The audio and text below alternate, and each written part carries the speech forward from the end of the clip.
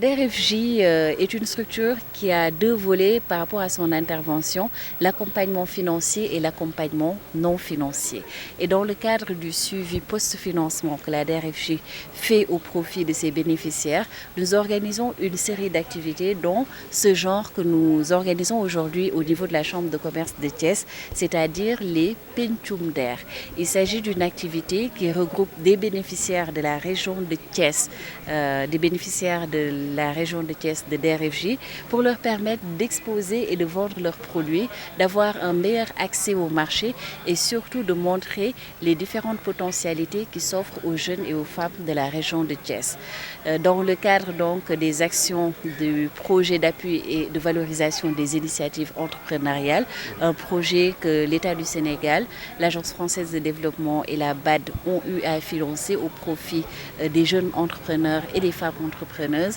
La DER donc permet à ses bénéficiaires de pouvoir participer à des foires, à des activités au niveau national, mais aussi au niveau international. Aujourd'hui, on a regroupé au sein de la Chambre de commerce 42 bénéficiaires de différents secteurs, que ce soit l'agriculture, l'élevage, la pêche, l'artisanat, les industries culturelles et créatives et aussi surtout nos bénéficiaires du nanocrédit afin donc de leur permettre de valoriser leurs produits et surtout de donner l'espoir aux jeunes entrepreneurs de Thiès pour leur montrer qu'on peut réaliser beaucoup de choses au niveau des localités. Donc c'est globalement cet accompagnement que la DER offre à ces bénéficiaires-là et nous invitons également les jeunes et les femmes de Thiès qui veulent en savoir beaucoup plus sur l'accompagnement qu'offre la DERFJ de venir donc nous rejoindre ce jeudi dans le cadre du Penco ak DER que nous organisons toujours au niveau de la Chambre de commerce de Thiès pour venir donc écouter l'expérience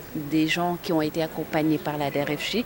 Donc c'est un retour d'expérience et aussi poser leurs questions et savoir quels sont les différents mécanismes d'intervention de la DER pour leur permettre donc d'exploiter tout le potentiel de cette belle région qui est Thiès. Et peut-être pour revenir sur ce que la DER a eu à faire à Thiès, aujourd'hui on a plus de 30 000 bénéficiaires qui ont été accompagnés au niveau de Thiès. Donc, c'est des bénéficiaires dans différents secteurs. C'est un accompagnement financier, mais aussi un accompagnement non financier qui, pour ce dernier volet, donc, est sous forme de subvention.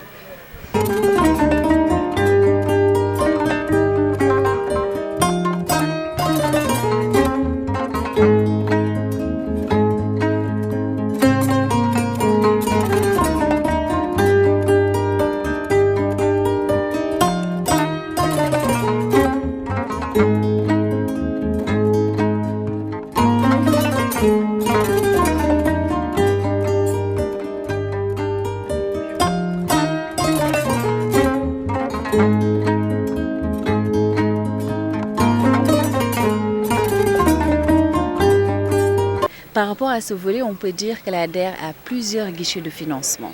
Ça dépend de l'intérêt de chaque personne qui vient. Si on est dans le petit commerce, si on cible le nanocrédit, les financements vont de 10 000 à 500 000 francs CFA.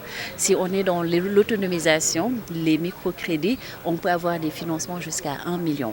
Mais la DER offre aussi des financements pour le soutien aux PME et aux TPE jusqu'à 50 millions de francs CFA. Donc ce n'est pas une offre qui est fermée, mais c'est selon le besoin en financement qui a été exprimé par le jeune porteur de projet, qui peut être une femme tout comme un homme, et aussi selon le projet que la personne porte, quel est le besoin réel, et donc la DER permet un accompagnement dans ce sens. Donc il ne faudrait pas forcément être focus que sur les financements nanocrédits, mais il y a une palette d'offres que nous avons. Ça dépend juste du guichet dans lequel on s'est inscrit. Donc les financements de la DER, pour les résumer, vont de 10 000 francs CFA à 50 millions de francs CFA.